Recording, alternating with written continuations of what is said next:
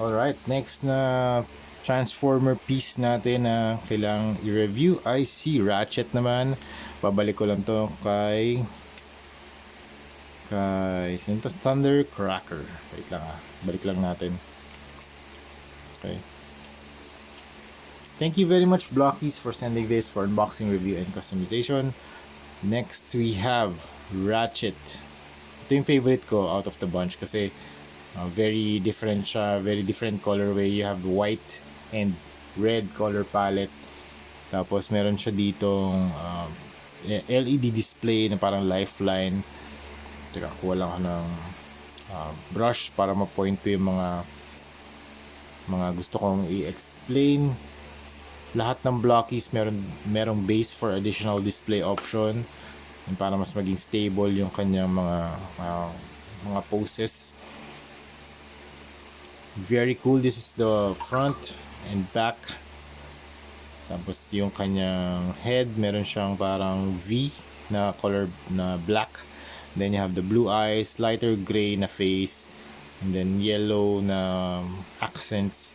Ito yung white dominant white yung kanyang armor, pati yung suit at pati yung lahat ng surface niya white except the hands, the waist, and the crotch. Tapos meron din mga pattern dito. You have the X, you have the stickers, sticker to with the lifeline.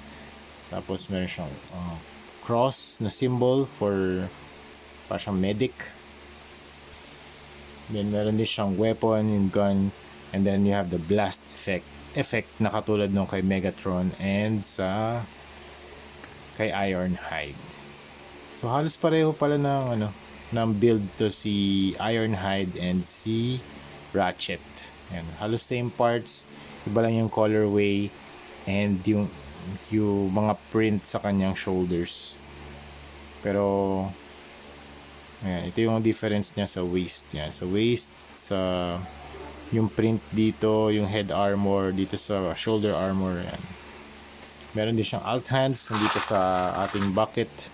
Meron din siyang character profile na circular character profile. Tapos meron ding blockies na Facebook page if you scan the QR code.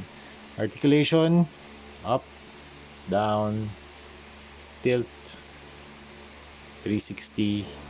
Okay.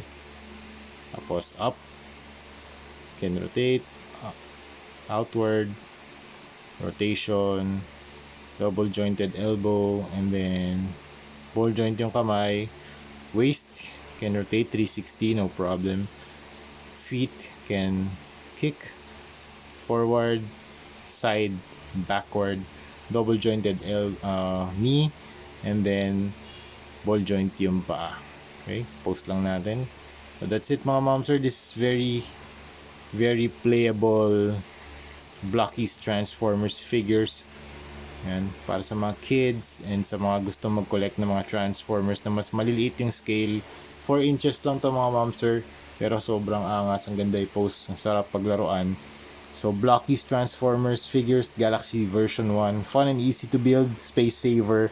It's a desk toy, best for mga desk setups and small spaces, and superb articulation. So next na re-review natin sino ba ta? Blue Streak.